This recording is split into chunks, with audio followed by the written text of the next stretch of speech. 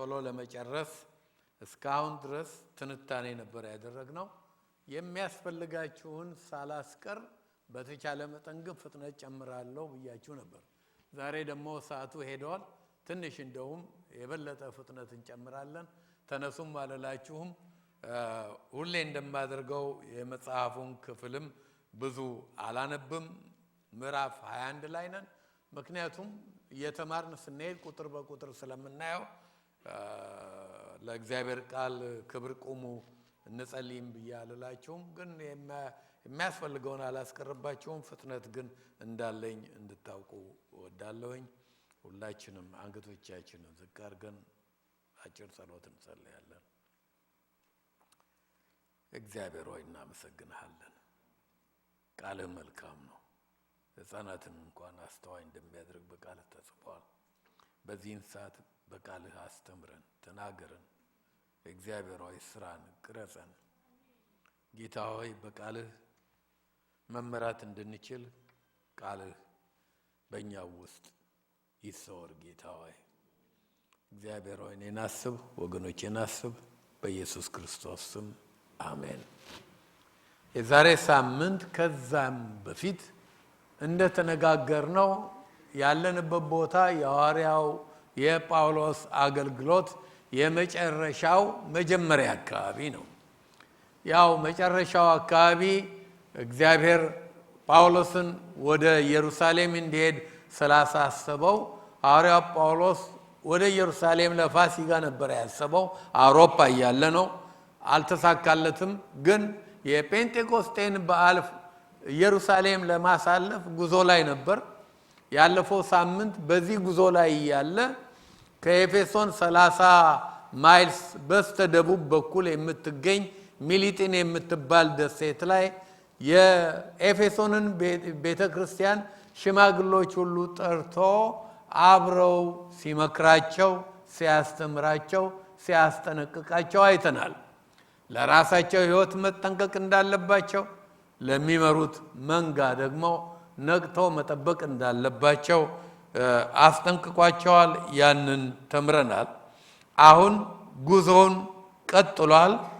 አንድ ሁለት ቦታ ይቆማል። አንደኛው ለአጭር ጊዜ፣ አንደኛው ለአንድ ቀን። ከዛ በኋላ እስራኤል ውስጥ ይገባል። ከእስራኤል ወደብ ውስጥ ከገባ ቄሳሪያ ነው የሚገባው። የሚቀጥለው ወደ ኢየሩሳሌም መሄድ ነው። ምዕራፍ 21 ላይ ነን ያለነው። ዛሬ ምዕራፉን ሁሉ አንብቤላችሁ ለመጨረስ ነው ያለኝ ፕላን ባለው ጊዜ ከተሳካ። የሐዋርያት ሥራ በኢየሩሳሌም ይጀምራል። የሐዋርያት ሥራ መጽሐፍ የሚያልቀው የት ነው? ኢየሩሳሌም ነው? ሮም ነው? አሁን የጳውሎስም አገልግሎት የሐዋርያት ሥራ በሱ ላይ ነው ያተኮረው። ከምዕራፍ 13 በኋላ ጴጥሮስ ላይ ያተኮረው ትኩረት ወደ ጳውሎስ ተለውጦ የጳውሎስን አገልግሎት ነው እስካሁን ድረስ ስናይ የቆየ ነው። ይሄ 57ኛ ሳምንታችን ነው። የሚያቆመው ኢየሩሳሌም ነው። የመጨረሻው የታሪኩን ፍጻሜ የጳውሎስን ሞት ይህን የመሳሰለውን ነገር የሐዋርያት ሥራ አያሳይም። እስር ቤት እንዳለ ነው የሚተውልን። መጽሐፉም ራሱ መዝጊያ የለውም። ምክንያቱም የሐዋርያት መጽሐፍ ብቻ የሐዋርያት ሥራ ብቻ መዝጊያ የሌለበት እንዳይኖረው የተደረገበት ምክንያት መንፈስ ቅዱስ ሥራው ያላለቀ መሆኑን ስለሚያውቅ በክርስቶስ ተጀመረ፣ ሐዋርያት ቀጠሉት፣ በሌሎችም ሁሉ እስከ ጌታችን ኢየሱስ ክርስቶስ ተመልሶ ወደ ምድር የሚመጣበት ጊዜ ድረስ የሚቀጥል መሆኑን ስለሚያውቅ ነው ብለናል። በጣም የሚገርመው ግን የሐዋርያው ጳውሎስ አሁን ሐዋርያው ጳውሎስ በዚህ ምዕራፍ ላይ ምዕራፍ 21 ላይ እናያለን። ቁጥር 17 ስንደርስ ኢየሩሳሌም ይገባል። ከዛ በኋላ ከምዕራፍ 21 ቁጥር 17 ጀምሮ እስከ ምዕራፍ 26 ድረስ 28 ምዕራፎች ናቸው ያሉት። የሐዋርያት ሥራ ትኩረት የጳውሎስ የኢየሩሳሌም ቆይታ ላይ ነው። ለምን ዶክተር ሉቃስ ይህንን ሁሉ ጊዜ 5 ከግማሽ ምዕራፎች በዛ ላይ ያጠፋ እንደፈለገ አላውቅም። ግን ከየትኛውም ቦታ ከየትኛውም ታሪክ ይልቅ ረጅም መጽሐፍ ረጅም ምዕራፍ ያደረገው ለዚህ በኢየሩሳሌም ላለው ለጳውሎስ ቆይታ ነው። ከቁጥር 1 እስከ 7 አነባለሁኝ፣ ተከታተሉ። የሚጠቅማችሁን ነገር አላስቀርም ብያለሁኝ፣ ግን ፍጥነት አለን። ከቁጥር 1 እስከ 7 ከነርሱም ተለይተን ይላል ከዛ ከሚሊጢን ደሴት ሳምንት አብረው ወንዝ ዳር እየጸለዩ በተለይም ፊቴን ከእንግዲህ አታዩም ስላላቸው እንባ በእንባ እየተራጩ ከኤፌሶን ቤተክርስቲያን ሽማግሌዎች ጋር ከጸለዩ በኋላ መርከብ ላይ ወጡ። ከዛ በኋላ ማለት ነው። ከነርሱም ተለይተን ከሽማግሌዎቹ ተነሳን፣ በቀጥታም ሄደን ወደ ቆስ፣ በነገውም ወደ ሩድ፣ ከዚያም ወደ ጳጥራ መጣን። ወደ ፊንቄም የሚሻገር መርከብ አግኝተን ገባንና ተነሳን። ቆጵሮስንም ባየናት ጊዜ በስተግራችን ተውናት። ወደ ሶርያም ሄድን፣ ወደ ጢሮስ ደረስን። መርከቡ ሸክሙን በዚያ የሚያራግፍ ነበረ። ደቀ መዛሙርትንም ባገኘን ጊዜ በዚያ 7 ቀን ተቀመጥን። እነርሱም ጳውሎስን ወደ ኢየሩሳሌም እንዳይወጣ በመንፈስ አሉት። ጊዜውንም በፈጸምን ጊዜ ወጥተን ሄድን። ሁላቸውም ከሚስቶቻቸውና ከልጆቻቸው ጋር እስከ ከተማው ውጭ ድረስ ሸኙን። በባህሩም ዳር ተንበርክከን ጸለይን። እርስ በርሳችንም ተሰነባብተን ወደ መርከብ ወጣን።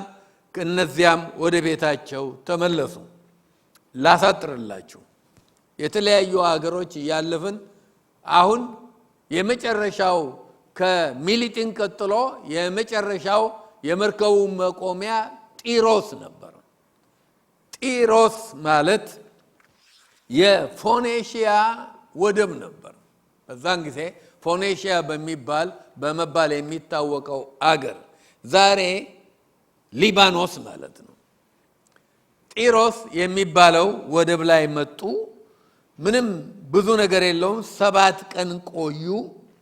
መንፈስ ቅዱስ በሌላ ቦታ ሁሉ ሐዋርያው ጳውሎስን እንዳስጠነቀቀው አሁንም በጢሮስ ያሉ ክርስቲያኖች 7 ቀን በቆዩበት ጊዜ ኢየሩሳሌም የሚቆይህ መከራ ነው፣ ችግር ነው ብለው ማስጠንቀቂያ ሰጡት በመንፈስ ቅዱስ ይላል። ከዛ በኋላ ሐዋርያው ጳውሎስ ይሄንን ሰምቶ ወደ ኢየሩሳሌም መጓዙን፣ ይሄ ዴስቲኔሽን ጉዳይ ነው፣ መንፈስ ቅዱስ እሱንም ተናግሮታል። በኋላ መጣላቸዋለሁኝ በሚቀጥለው ከተማ ላይ ሐሳቡን አላቆመም፣ ወደፊት ገፋ። ግን እንዳለ ጢሮስ የሚገኙ ክርስቲያኖች በሙሉ ቤተክርስቲያኑ እንዳለ ሊሸኘው መጥቶ ልጆች እንኳን አልቀሩም፣ ሚስቶቻቸውም ሁሉም ባንድ ላይ ሆነው ባህሩ ዳር ቢቹ ላይ አቤት ደስ ሲል ተንበርክከን ጸለይን ይላል። ምን ብለው እንደጸለዩ መቼም እኔ አላውቅም፣ አልተጻፈም። ግን ጴንጤናቸውና ተነግሮት በመንፈስ ተመራም ብለው ነው የተናገሩት። ጳውሎስ ስላልሰማ እንቢ ብሏልና ጌታ ሆይ እንግዲህ ይህንን ሰው ልቡን ቀይር፣ ወይንም ደግሞ አንዳንዱም እንዴት እንደዚህ እንቢ ይላል ስም ሳይል አይቀርም። የጴንጤን አመል አውቃለሁ። ያላሉት ነገር የለም። ግን ፍንክች ያባቡላ ልጅ ይባላል እና ጳውሎስ ምንም ፍንክች አላለም። ወደፊት ይኸው ነው። ምንም ብዙ ነገር አታዩም። ከቁጥር 7 ላይ ቁጥር 7ን ስናነብ ቁጥር 7 ምዕራፍ 21 ቁጥር 7 እኛም የባህሩን መንገድ ጨረስን፣ ከጢሮስ ወደ አካ ደረስን። ለወንድሞችም ሰላምታ ሰጥተን ከነርሱ ዘንድ 1 ቀን ተቀመጠን። አካ ላይ መርከቡ የቆየው 1 ቀን ነው።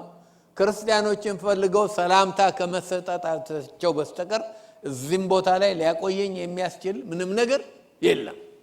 ስለዚህ 7ን ጨርሰናል ማለት ነው። እየሮጥኩኝ ነው አይደለም። አሁን ቁጥር 8ን ተመልከቱ። ዛጋር ሮጥም ቁጥር 8 በነገውም ወጥተን ወደ ቂሳሪያ መጣን። ከ7ቱም አንድ የሚሆን በወንጌላዊ ፊልጶስ ቤት ገብተን በእርሱ ዘንድ ተቀመጥን። አሁን የእስራኤል ግዛት ውስጥ ገባ ጳውሎስ። ኢየሩሳሌም ግን ገና አልሄድም ይቀረዋል። ቂሳሪያ ማለት የወደብ ከተማ ነች፣ ዛሬም አለች። ሴሴሪያ የወደብ ከተማ ነች። ትልቅ ወደብ ነበረ። የሮማውያን ገዢዎች እነ ሄሮድስ ቤተ መንግስታቸው ኢየሩሳሌም ነው። ግን ገዢዎቹ እነ ጲላጦስ ሌሎችም ሁሉ መኖራቸው ቂሳሪያ ነው። ትልቅ ዋና የሮም ከተማ ማለት ነው። እንደውም ባይገርማችሁ ጠባቆቻቸው ወታደሮቻቸውን ሁሉ አይተናል። ቆርኔሌዎስ የት ነበር? ቂሳሪያ ነው አይደለም እንዴ? እነ ቆርኔሌዎስ እነኚህ ሁሉ የሚኖሩበት ማለት ነው።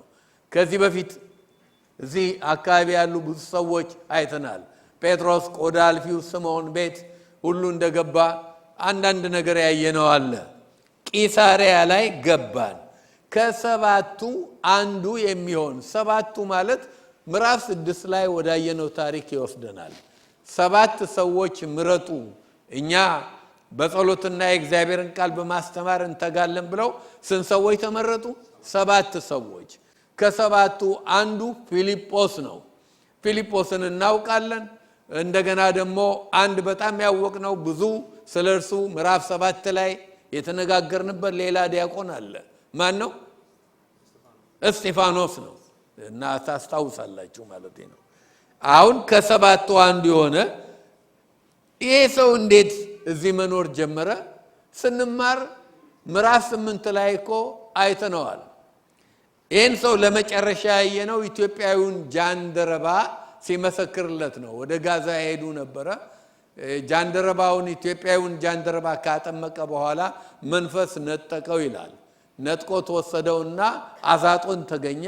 አዛጦን ቅርብ ነው ከዛ አካባቢ። አሁን ምንድነው የሚባለው አካባቢ? ይሄ ሐማስ የሚገዛበት አካባቢ ጋዛ፣ የጋዛ አካባቢ ነው። ከዛ ቁጥር 40ን ብታስታውሱ ፊልጶስም ወደ ቂሳሪያ መጣና በዚያ መኖር ጀመረ ብያቸዋለሁ። ቁጥር 40 ላይ ይሄንን ተመልክተናል። አሁን ፊልጶስ ቤት ገባን ይላል።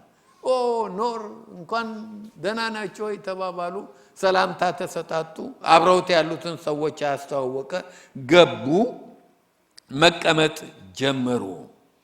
መቼም ክርስትና አስደናቂ እምነት ነው። ፊልጶስና ሐዋርያው ጳውሎስ አይተዋወቁም። ፊልጶስ ሐዋርያው ጳውሎስን በግል አያውቀውም፣ ክፋቱን ግን ያውቃል። ያደረገውን ክፋት፣ ጭከናውን እንደውም ለፊልጶስ በተለይ የሚሰማው ነው። ለምን ብትሉ ጓደኛውን አብሮት የተመረጠውን አብረው ያገለግሉ የነበረውን እስጢፋኖስን ያሳረደ ማን ነው? ያስገደለ በድንጋይ ያስወግረው ጳውሎስ ነው። ይሄን አይረሳም። እዩ ክርስትና ምን ያህል ቂም እንደሌለበት። አንዳንድ ሰዎች እኮ ቂም ይዘው እድሜ ልካቸውን እኮ ጓደኛው ሲታረድ ታይቷል። እስቲ አሁን እዚህ ውስጥ ከአንዳችን የምንተዋወቀው ወዳጆች አንዱን ያረደ ሰው ብናገኝ ደስ ይለናል?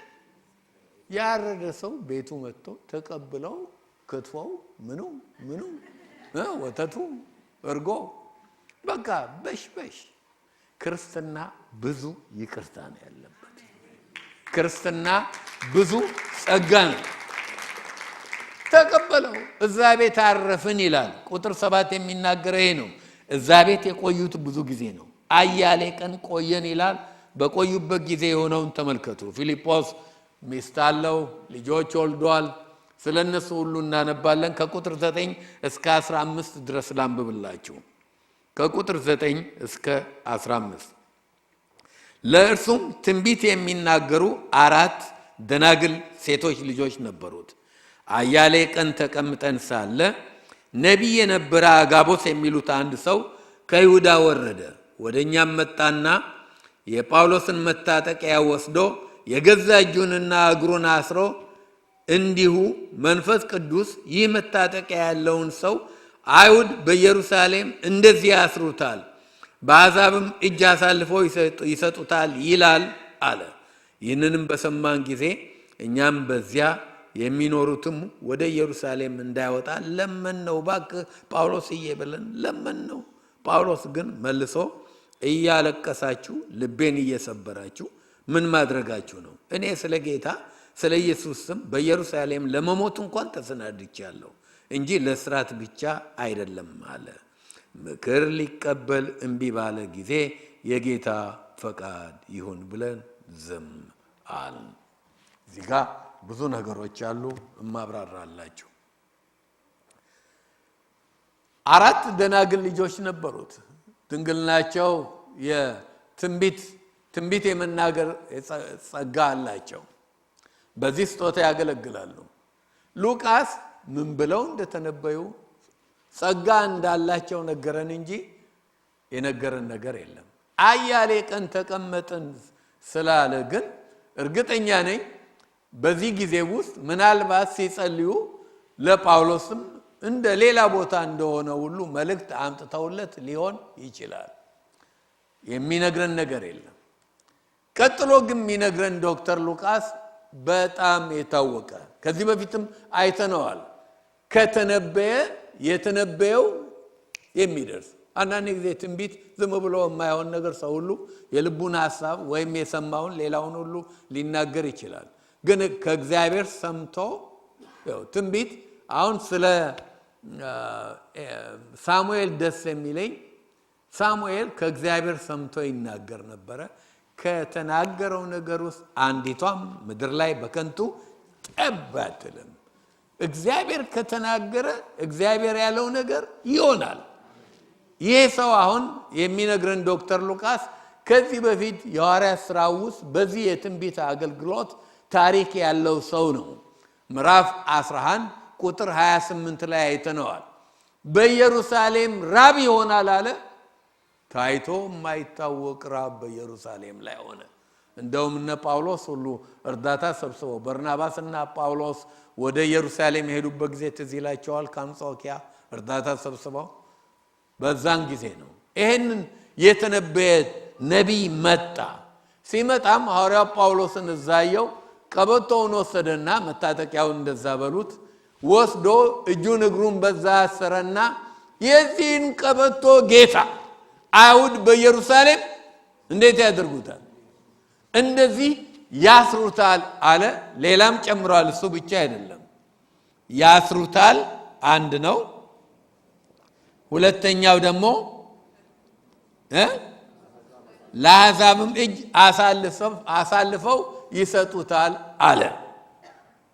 እንዳልኳችሁ ሰውየው የታወቀ ነቢይ ነው።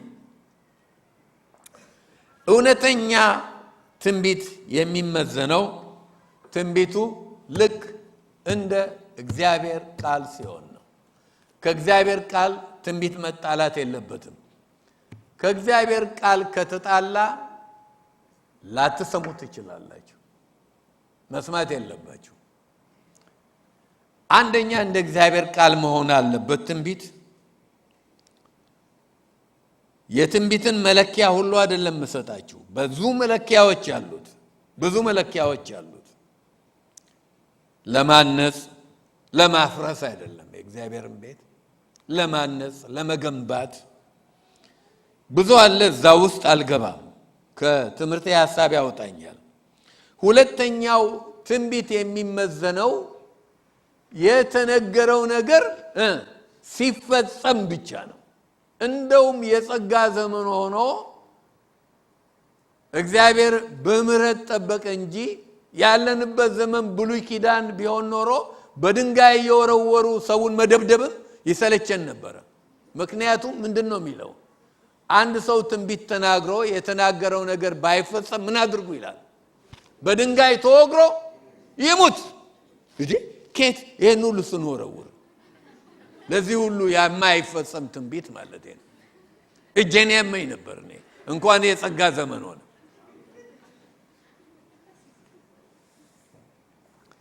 ትንቢት ለምትናገሩ እግዚአብሔር ከተናገረ ተናገሩ።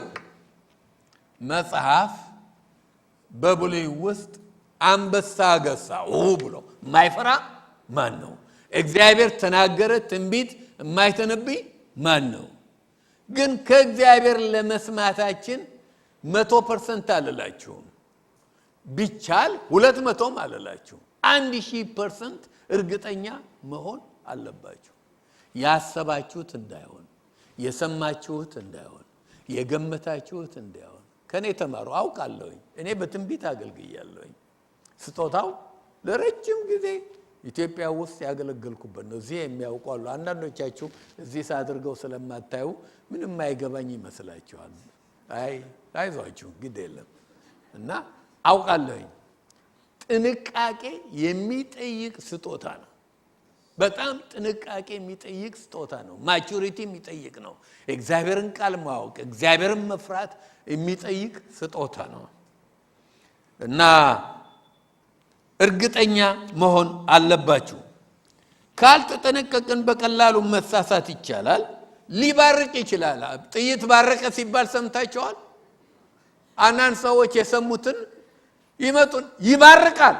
አብሮ ተደባልቆ እንዳይባርክ ማለት ነው። ጥይቱን በደንብ መጠበቅ። የምትወረውሩት ከእግዚአብሔር የተቀበላችሁትን ብቻ ነው። ይባርካል። ስለዚህ በጣም ጥንቃቄ የሚጠይቅ ነው። እነኚህ የነገርኳችሁ መመዘኛዎች ሌሎችም አሉ፣ አልገባም። ግን እርግጠኛ እንሁን። እርግጠኛ ካልሆነ ለሰው ምክር መስጠት እንችላለን፣ መቆጠብ የለብንም። የምናስበው መናገር እንችላለን፣ መቆጠብ የለብንም። ግን ምን አለበት እግዚአብሔር ተናገረኝ ከማለት እኔ እንደሚመስለኝ፣ እኔ እንደሚሰማኝ፣ እኔ ልቤ ውስጥ እንዳለው ሐሳብ ይሄ እኮ ቀላል ነው። እኔ ብላችሁ እግዚአብሔርን ሲጨምሩ የእግዚአብሔርን ስም በከንቱ መጥራት ነው። 100% 200 1000% እርግጠኛ ካልሆናችሁ በስተቀር ምን አለበት እዚህ ታታ ውስጥ ከመግባት? ያስጠይቃል እኮ ይሁን እንደሚመስለኝ፣ እኔ እንደተሰማኝ። አሁን እኮ ልክ ካልሆነ ጥፋቱ የማን ነው? የኔ ነው? የእግዚአብሔር ነው? አይደለም፣ እኔ ነኝ ያልኩት። ያን አይነት ጥንቃቄ አስፈላጊ ነው። አጋቦስ ትንቢት ተነበየ። ቁጥር 11 ላይ አይተናል። የአጋቦስን ትንቢት ከሰሙ በኋላ በቂሳሪያ ያሉ ቅዱሳን ሁሉ፣ ፊልጶስም ራሱ ሁሉ ሳይቀር ጳውሎስን ምን አልነው ይላል። ጳውሎስ እባክህን ወደ ኢየሩሳሌም አትሂድ፣ ምክንያቱም እግዚአብሔር ተናግሯል፣ አትሂድ አልነው ይላል። ሁላችንም ጳውሎስን ተናገር ነው ይላል። እኛም ሲል ሉቃስ ማንን ማለቱ ነው? እኛም ካለኮ አብረው የመጡትም ወይ ጳውሎስ ምን ያህል ነው ብቸኛ የሆነው? ማን ማለት ነው? ሉቃስን፣ ጢሞቴዎስን 7 ሰዎች ይዞ እንደመጣ ነግራችሁ ነበር አይደለም? ገንዘቡን ሁሉ ለማድረስ እነኚህ ሁሉ ተሰብስበው ኧረ እባክህ ይቅርብን፣ ብሩንም ቢሆን በሰው መላክ እንችላለን፣ ጳውሎስዬ አንተ ኑርልን፣ ክፉ አይንካብን። ከፍቅር ነው። ሊጎዱት ጠልተውት ይመስላቸዋል? እንዲቆይላቸው ፈልገው ነው አሉት። እኛም ይላል። ጳውሎስ ግን ይሄንን ሲሰማ ምን ማድረጋችሁ ነው? ምን ማድረጋችሁ ነው? ልቤን እኮ ምን አደረጋችሁታል? ሰበራችሁት። እንደውም የግሪኩ ቃል ድሮ ልብስ ሲታጠብ ቆሻሻው እንዲወጣ በድንጋይ ያንጨፈጭፉት ነበር። በድንጋይ ይዘው ልብሱን ይመቱት ነበር። እንደዛ ነው የሚለው። ሰበራችሁኝ እኮ። እኔ መታሰር አይደለም እናንተ እኔ እንዳልታሰርባችሁ ነው። እኔ ለመሞትም እንኳን ተዘጋጅቻለሁ አለ። ያዙት ሐሳቡን። ብዙ ነገሮች እንነጋገርበታለን። ለዚህ ነው እነርሱም ይሄን ሲላቸው እንግዲያው የእግዚአብሔር ፈቃድ ይፈጸም ብለን ዝም አልን። ጥያቄን ጠይቅና መልስ እንፈልግ። ሐዋርያው ጳውሎስ ይሄንን ሁሉ ምክር ሲሰጠው መንፈስ ቅዱስ በእነኚህ ሁሉ ሰዎች ሲናገር አልሰማ ያለው ለምንድን ነው? ለምን አልሰማ ያለ? ስለዚህ ሐዋርያው ጳውሎስ በአንዳንድ ሰዎች ግምት እንዲህ የሚገምቱም አሉ። ሄዶ በመቀፍደዱ ይበለው አላርፍ ብሎ አልሰማ ብሎ አይደለም እንዴ? ዛሬ ለሰው ምክራችሁን ሳይሰማ አንድ ነገር ውስጥ ቢገባ እንዴት ነው? እናንተ አሁን ሰውየው ማያሳዝናችሁም፣ እናንተ የተናገራችሁ ትክክል መሆኑን ነው። እሱ ላይ ነው ኩራታችሁ። አሰማ ብሎ ለምን ሐዋርያው ጳውሎስ ወደፊት ቀጠለ? አንደኛ ሐዋርያው ጳውሎስ ከመጣበት ጊዜ ጀምሮ እግዚአብሔር ለእርሱ ህይወት ያለውን ፕላን ሁሉ የተረዳ ሰው ነው። እግዚአብሔርን ድምፅ የሚያውቅ ሰው ነው። እግዚአብሔር ሲናገር የሚሰማ ነው። ወደ ኢየሩሳሌም የሚሄደው ለወንጌል ሲል መከራ ለመቀበል እንደሆነ እግዚአብሔር ቁልጭ አድርጎ ነግሮታል። ገና ሲጠራም ነገሩ ግልጽ ነው። ጥሪውን ተመልከቱ። ፓኬቱ ሐናንያ እንዲጸልይለት እግዚአብሔር ሲናገረው እንዴት ለዚህ ሰው ብሎ ሲል እግዚአብሔር ያለው የሐዋርያት ሥራ 9:15-16 ይሄ ተው ብለህ የምትነግረኝ ይሄ የዳነው ሰው ጳውሎስ በአሕዛብም በነገስታትም በእስራኤልም ልጆች ፊት ስሜን ይሸከም ዘንድ ለእኔ የተመረጠ ዕቃ ነው። ሂድ፣ ስለ ስሜ ስንት መከራ ሊቀበል እንደሚያስፈልገው እኔ አመለክተዋለሁና አለ። እንግዲህ ፓኬጁ የጳውሎስ ጥሪ ፓኬጁ መከራ፣ እስራት፣ ችግር አለው።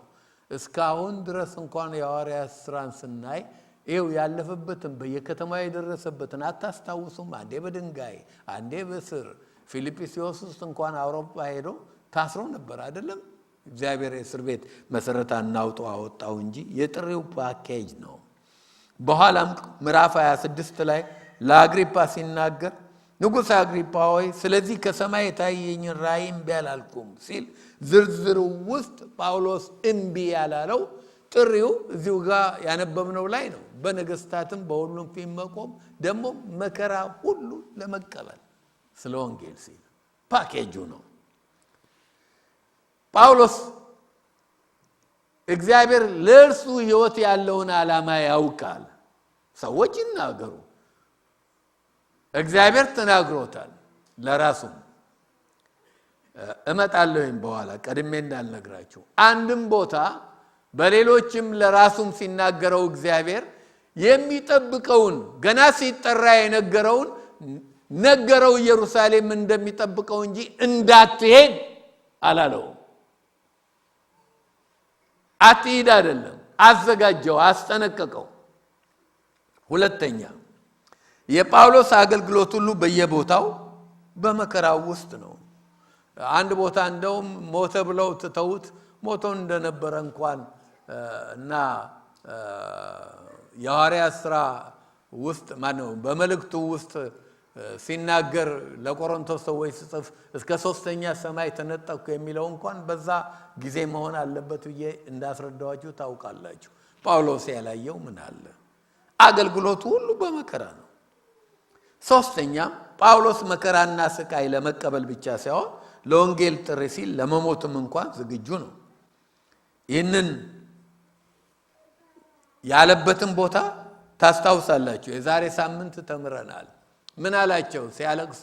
እኔ በኢየሩሳሌም እስራት ብቻ ሳይሆን መንፈስ ቅዱስ ይነግረኛል፣ በመንፈስ ታስሬ ተመርቼ ማለቱ ነው ወደ ኢየሩሳሌም መሄዴ ነው። የሚጠብቀኝ እስራት መከራ እንደሆነ ነግሮኛል። እኔ ደግሞ ሞትም ቢሆን እንኳን ተዘጋጅቻለሁ። እስር ቤት ሆኖ ለፊልጵስዩስ ሰዎች ጽፎ የጻፈውን ተመልከቱ። ሞት አይፈራም እኮ ክርስቲያን ሞት መፍራት የለበትም።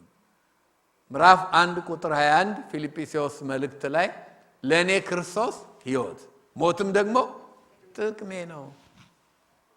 የሚፈራ ሰው አይደለም ማለት ነው።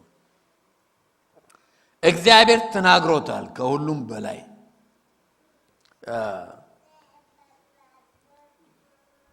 እግዚአብሔር የተናገረው በሰዎችም ይሁን በሌላ የጳውሎስን ጉዞ ለማጠፍ ሳይሆን ለማስጠንቀቅ ነው እንጂ በግል በደንበኛው ነግሮታል።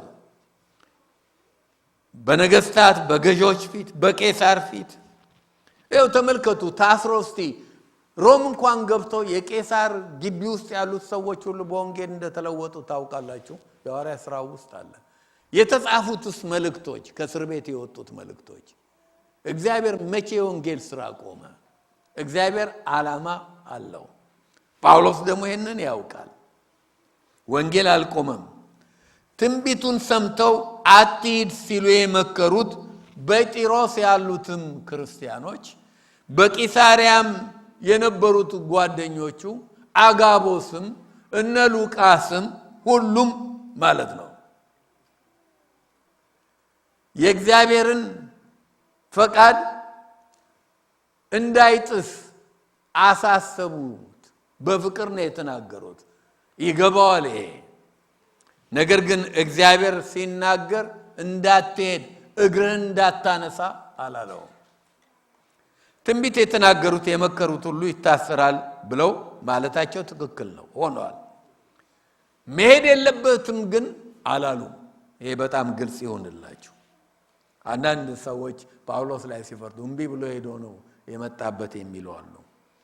ደግሞም በተጨማሪ አንድ ነገር ላሳያችሁ። የእግዚአብሔር ቃል ስለ ትንቢት ለምትተነብዩም ሰዎች ትንቢትም ለምንሰማ ሰዎች ስለ ትንቢት ስለ ዕውቀት መገለጽ ማለት ነው።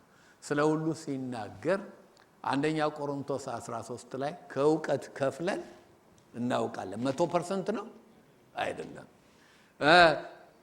ከትንቢትም ከፍለን እንናገራለን። 100% ነው። ምድር ጠብ ማይል አይነት ተመልከቱ። በሂውመን ውስጥ በእኛ መረዳት ውስጥ በእኛ አእምሮ ውስጥ አልፎ የሚመጣ ስለሆነ ሁሉ ዲቴይል ላናውቀው ላንረዳው እንችላለን። መረጃ ልስጣችሁ ከአጋቦስ ትንቢት። አጋቦስ ተነበየ። የታወቀ ሰው ታሪክ ያለው ብያቸዋለሁ። ተመልከቱ ትንቢቱን ቁጥር 11 ላይ ያለው ይህንን ቀበቶ ወይም ይሄ መታጠቂያ ያለው ሰው ራሱን አስሮ አይሁዶች እንደዚህ ያስሩታል አለ። አንደኛው ክፍል ነው አይደለም? ልክ ነው? ልክ ነው ወይ? ትክክል ነው፣ ተፈጽሟል። ሁለተኛው አሕዛብም እጅ አሳልፈው ይሰጡታል ያለው ኖ ኖ ኖ ኖ ኖ ኖ። አይሁዶች እኮ ጳውሎስን ለአሕዛብ ሊሰጡት አይደለም። ይኸው ከዕውቀትም ከትንቢትም ከፍለን ማወቃችን እዚህ ጋር ላሳያችሁ። የእነሱ ዓላማ ወረድ ብላችሁ ቁጥር 30 እዩ። ቁጥር 30 ወደው ነው የሰጡት እንደ ለሮማውያን አይደለም። ተመልከቱ ቁጥር 30 ቁጥር 31 ነው። 30 እና 31 ከተማውም ሁሉ ታወከ፣ ሕዝቡም ሁሉ ተሰበሰቡ። ጳውሎስንም ይዘው ከመቅደሱ ውጭ ጎተቱት። ወዲያውም ደጆች ተዘጉ። መቼም መቅደሱ ሳይገሉትም ሊገድሉ ሲፈልጉ ኢየሩሳሌም ፈጽማ ታወከች የሚል ወሬ ጭፍራው አለቃ ጋር ወጣ። እርሱም ያን ጊዜ ወታደሮቹን ከመቶ አለቃ ጋር ይዞ እየሮጠ ወረደባቸው። እነሱም የሻለቃውን መምጣት ሲያዩ ጳውሎስን ለመግደል ያደርጉ የነበረው እርምጃዎች አቆሙ። ስለዚህ አይሁዶቹ ምንድን ነበር ሐሳባቸው? መግደል እንጂ አሳልፎ ለሕግ መስጠት ነው አይደለም። ስለዚህ ከፍለን እናውቃለን ነው የሚለው። ጥሩ ነገር ላሳያችሁ ብዬ ነው። ኤቭሪ ዲቴይል አንድ ባንድ ምንም ሳትቀር የሚሆነውን ሁሉ የሚያውቅ ማን ነው? እግዚአብሔር ብቻ ነው። ከፍለን እናውቃለን። ጳውሎስ ትንቢቱንም የሰዎቹንም ሁሉ አስተያየትና ምክር ሰምቶ ወደፊት ለመሄድ የወሰነው ከወሰነው ውሳኔ የምናገኘው መመሪያ ምን እንማራለን? አንዳንድ ጊዜ ምክር ልስጣችሁ። አንዳንድ ጊዜ እግዚአብሔር ማንም ከናንተ ጋር ሊስማማ ወይም ማንም ሊገባው የማይችል ምሪት ሊሰጣችሁ ይችላል። ይሄንን ስል ብልጮች ተጠንቀቁ። ጳውሎስም የሰው ምክር አልሰማም ብለን ስቴበርን ሁኑ ማለቴ አይደለም። ግን አንዳንዴ እግዚአብሔር ለናንተ ያለውን ዓላማ ለናንተ የሰጠውን ምሪት ሰው ላይገባው ላይረዳው ላይቀበለው ይችላል። ይኸው የጳውሎስን እንዳልተቀበሉ ታያላችሁ። እኔና ወሂብ ወደ ሂውስተን ስንመጣ የሚወዱን ሰዎች ነበሩ። አገልግሎት ነበረን። ሰዎች የፈረንጅ ቸርች አገልግሎት እንዲከፈትላቸው ብዙ ይለፋሉ። እኔና እሷ ግን ወለል ብሎ ነበር የተከፈተልን። አገልግሎት ነበረን። ቸርች እናገለግል ነበር። ብዙ ቤተክርስቲያን በተለይ አንዱ እንደው እንረዳው ነበር። እንደው በጣም ነው የሚወደን፣ ፈዘው ነው የሚሰሙትን አስተምራቸው ፈረንጆች። እና እግዚአብሔር ጸጋ ሰጥቶን ሳለ እንሄዳለን ሂውስተን አልናቸው። እኛ ትልቁ ዓላማችን ትምህርት ቢሆንም በቃ እዚህም የምናውቃቸው ክርስቲያኖች ስለነበሩ ጥቂቶቹን መጥቼ ማይቻቸዋለሁኝ። ቤትም አሰጋጅቼ ነው የሄድኩት። እነሱን እያበረታታን እንመጣለን። በቃ እነኚህ የሚወዱት ምንድነው የጎደላችሁ? የትምህርት ቤት ነው እንክፈል አሉ። እኔ ማስተር ፕሮግራም ላይ ነበርኩኝ፣ ቢዝነስ ስኩል ነበርኩኝ። ምንድነው እንረዳቸዋለን፣ አትሄዱ ባካችሁ። እምቢ ሲላቸው ስንላቸው ቆሞ ሲጸልዩልን ተስፋ ወርቅነህ don't walk on the dusty road አሉኝ። የሂውስተን መንገድ ደስቲ ነው አሉ። አዋራ ባዋራ ወይብን ስለሚወዱን ነው ተያልኳት። ስለሚወዱን ስለወደዱን ሊያስቀሩን ሌላ እናረጋለን የሚለው ነገር አላስቀረንም። ከመጣንም በኋላ አንዳንድ አዋራ ምናምን ያጋጠመን አለ እዚህ ሂውስተን ውስጥ። እና ሂውስተን ያ ደስቲ ሆን ትለኛለች። ኖ የቀረውን ተውላቸዋለሁ። እግዚአብሔር መልካም ነው። አንዳንድ ጊዜ ብዙ ሰዎች አጀቡን ተከትለው ነው መሄድ የሚወዱት። ኖ ማጆሪቲ ብቻ ተከተሉ። እግዚአብሔር ከተናገራችሁ ማይኖሪቲም ብንሆን መንገዳችን ነው። ትዕቢት ሳይሆን ብዙ ሰዎች አጀቡን ተከትለው ስለሚሄዱ ዳኒሾች ምን ይላሉ? ተረት አላቸው። ዳኒሾች ዴንማርክ ማለት ነው። ዳኒሽ ያሉ ሰዎች ምን ይላሉ? ምክር የሚሰጡትን ሰዎች ሁሉ ምክር እየሰማ አስተያየት የሚሰጡትን ሰዎች አስተያየት ሁሉ እየተቀበለ ቤት የሚሰራ በመጨረሻው ላይ ጠማማ ቤት ይኖረዋል። እውነት ነው እኮ ነው። እውነት ነው። አንዳንዴ ጳውሎስ ያደረገው ማድረግ የሚያስፈልግበት ጊዜ አለ።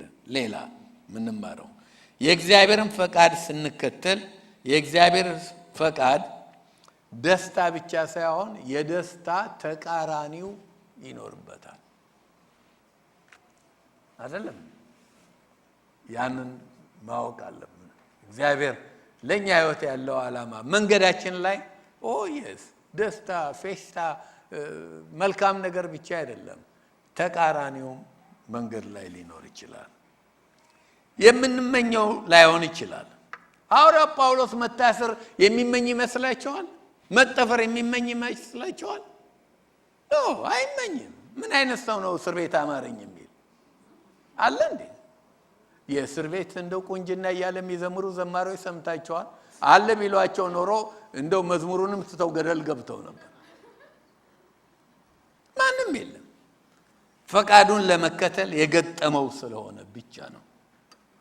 ስለዚህ ምክር ለምክር ሰጪዎች፣ ምክር የምትሰጡ ሰዎች ለሰው ምክር አስተያየት ስንሰጥ እግዚአብሔርን አንጨምር። የእግዚአብሔርን ስም በከንቱ መጥራት ነው። ሁለተኛ እግዚአብሔር ፈቃዱን ሁሉ ለአንድ ሰው የሚናገረው ባንተ፣ ባንቺ፣ በእኛ ብቻ አይደለም፣ ለሰውየውም ለራሱም ነው። የኛ ፈንታ እግዚአብሔር ከተናገረንም ሰውየው ኦሬዲ እግዚአብሔር የተናገረውን ያሳየውን ኮንፈርም እንድናረግለት ኮምፕሊሜንት እንድንሆን ብቻ ነው። ለመሰላችሁ የምነግራችሁ በጣም እየሳኩ መናገሬ በጣም የሚያሳዝነኝ ልቤን የሚሰብር ነገር ነው። የምንኖርበትን ዘመን እንኳን በአሁኑ ዘመን ያለው ጴንጤ አያውቅም። ምን ዘመን ነው? ብሉይ ኪዳን ነው እንዴ? ምንድነው ይሄ? አዲስ ኪዳን ነው። በብሉይ ኪዳን ወደ እግዚአብሔር የሚያቀርብ ካህኑ ብቻ ነው። አይደለም እንዴ? ካህኑ ብቻ ነው። ስለዚህ ሰው ሁሉ ወደ እግዚአብሔር የሚቀርበው በማን በኩል ነው? እግዚአብሔር ቢናገርም እባክህን ንጉሱም ሁሉ ሳይቀር እባክህን በኡሪም ወይ በቱሚም ንገረኝ እግዚአብሔር ምን ይላል? ምን እግዚአብሔር እኮ ይሄ የጸጋ ዘመን ነው።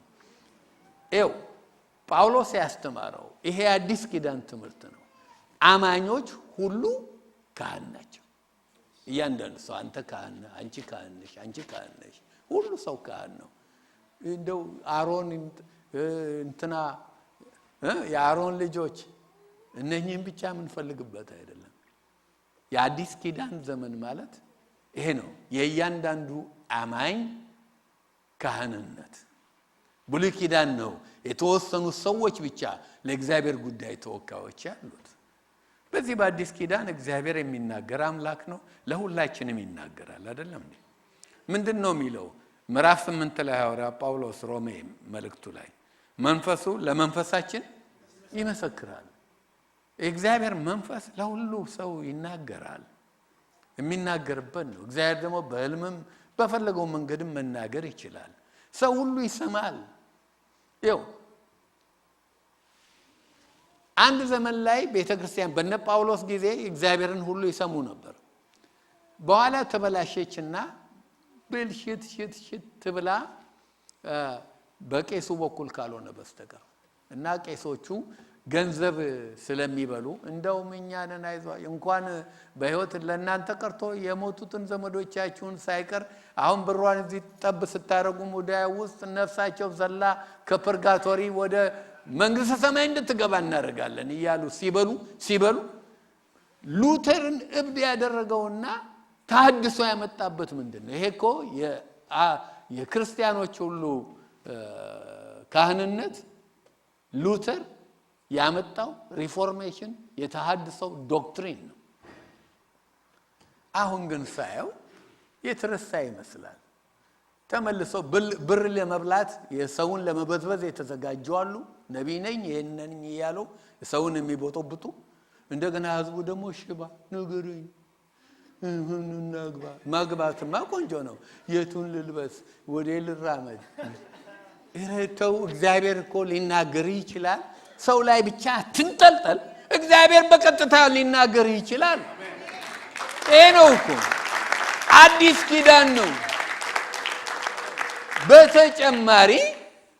በተጨማሪ በጸጋ ስጦታዎች እግዚአብሔር ኮንፈርም ሊያደርግልህ ይችላል። እግዚአብሔር ለኔም አይናገረኝ ለገሌ ብቻ ብዬ ሽባ ህዝቡ እኮ አሁን ሽባ ነው የሆነው። የኢትዮጵያ ጴንጤ ሽባ ነው። እኔ ልንገራችሁ ማንና ለቢላችሁ ተስፋ በሉ ሽባ ሆኗል። ተንጠልጥሎ በቃ በሰው በሞግዚት ብቻ ካህን ናችሁ እኮ ካህን እግዚአብሔር የሚናገር አምላክ ነው። ይሄን ማለት ስጦታዎች አይሰሩም አላልንም። ኮንፈርም ያደርጋል። እግዚአብሔር ይናገራል፣ ይጠቅመናል። በወንድማችን ምክር በሌላው ጥሩ ነው እንስማ። ግን ሽባነት ነው በኢየሱስ ስም ያንን ያልቀበልም። ስለዚህ ስንናገር ለሰዎች ኮምፕሊሜንት እንድናደርግ ኮንፈርም እንድናደርግ መሆኑን እንወቅ። እና የሚያሳዝነኝ አሁን አንዳንድ ነገር ሳይ ሉተር ከመቃብሩ ላይ የተገላበጠ ይመስለኛል። ምንድነው ደግሞ እነኚህ አዲሶቹ ጴንጤዎች ያመጡት? ተመልሶ እንደገና ጭቃ እንደዛ እኮ ነው የሆነው። እነኚህማ ብር የሚበሉት ለጥቅም ስለሆነ ትክክል አይደለም አይሏችሁም። አይ ጋራንቲው እንደውም በቃ ይዘው እኔ ጸልይልሃለሁ አንተ የፈለግከውን አድርግ ይሉም ነበር እኮ። እንደውም ለኃጢአት ሁሉ ሰርቲፊኬት እንደሚሰጡ ታውቃላችሁ። በቃ ይሄ ይላሉ ጽፎ ይሰጧቸዋል። ድሮ ሉተር ከመነሳቱ በፊት ሊንቼሳ እና ያንን ሰርቲፊኬት ይዞ እንደፈለገው ኃጢአት ያደርጋል ሰው። ለምን? ጳጳሱ ፈርመዋላ።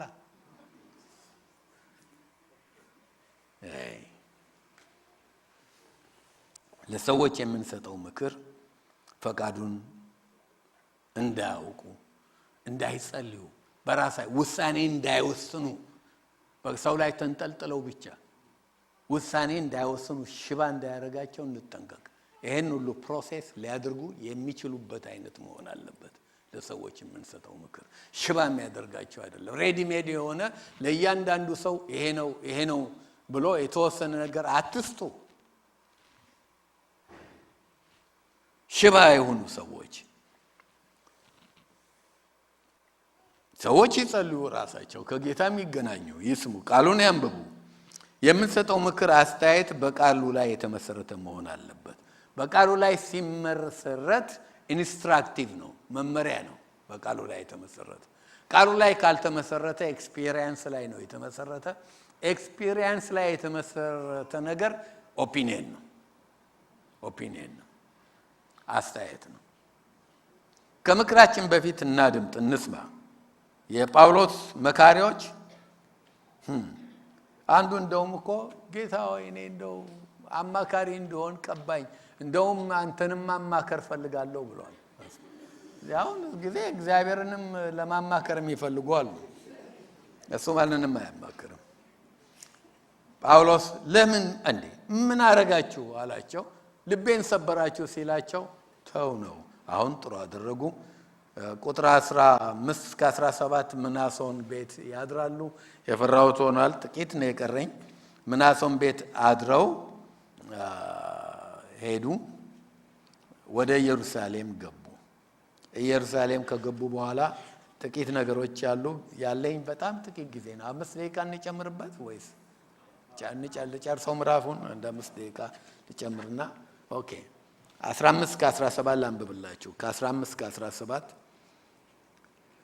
ከዚያም ቀን በኋላ ተዘጋጅተን ወደ ኢየሩሳሌም መጣን። በቄሳሪያም ከነበሩ ደቀ መዛሙርት አንዳንዶቹ ደግሞ ከኛ ጋር መጡ። እነርሱም ወደምናድርበት ወደ ቀደመው ደቀ መዝሙር ወደ ቆጵሮስ ምናሶን ወደሚሉ ቤት መሩን። የቆጵሮስ ሰው ነው፣ ምናልባት ከበርናባስ ጋር ይተዋወቃል፣ ወዳጅ ሊሆን ይችላሉ። እዛ አደሩ። ከዛ ወደ ኢየሩሳሌም በደረስን ጊዜ ከቁጥር 17 ወንድሞች በደስታ ተቀበሉን። በነገውም ጳውሎስ ከኛ ጋር ወደ ያዕቆብ ዘንድ ገባ። ሽማግሌዎች ሁሉ መጡ። ሰላምታም ከቀረበላቸው በኋላ እዚህ ጋር ባቆመው ጥሩ ይመስለኛል፣ ጥሩ ሰዓት ነው። ኢየሩሳሌም ገቡ። ኢየሩሳሌም ገብተው ጊዜ አይፈጅም፣ ምናልባት 5-10 ደቂቃ የሚያስፈልገኝ ነው። ግን ልጆች እዛ እንዲሰቃዩ ስለማልፈልግ ምዕራፉን ዛሬ ለመጨረስ አልችልም። የቀረኝ በጣም አጭር ጊዜ ነበር። ከዛ በኋላ ያለውን እዚሁ ጋር ተዋለሁኝ። ግን ምክር ሰምተናል። ምክር ለመካሮች ተነግሮናል። የእግዚአብሔርን ቃል አውቀናል። እግዚአብሔር የሚናገር አምላክ ነው። እንስማ። የጸጋ ስጦታዎችን እናክብር። ማንም ትንቢትን አይናቅ ይላል ቃሉ። ግን ሽባ አትሁኑ። እንደው ገንዘባችሁም ጊዜያችሁም አይለቅ። እግዚአብሔር በቀጥታ መናገር የሚችል አምላክ ነው። ካህን እኮ ካህን አያስፈልገም። ይህን ማለት ደግሞ ሁላችንም ካህን ነን፣ ቤተ ክርስቲያን ውስጥ መሪዎች የሉም ማለት አይደለም። አንዳንዱ ደግሞ ሮንግሊ ይገባዋል። ስርዓት አለ ቤተ ክርስቲያን ውስጥ፣ አስተዳደር አለ። ግን ሁሉም በእግዚአብሔር ፊት እኩል ነው። እንጸልያለን። እግዚአብሔር ሆይ ቃልህን ስላስተ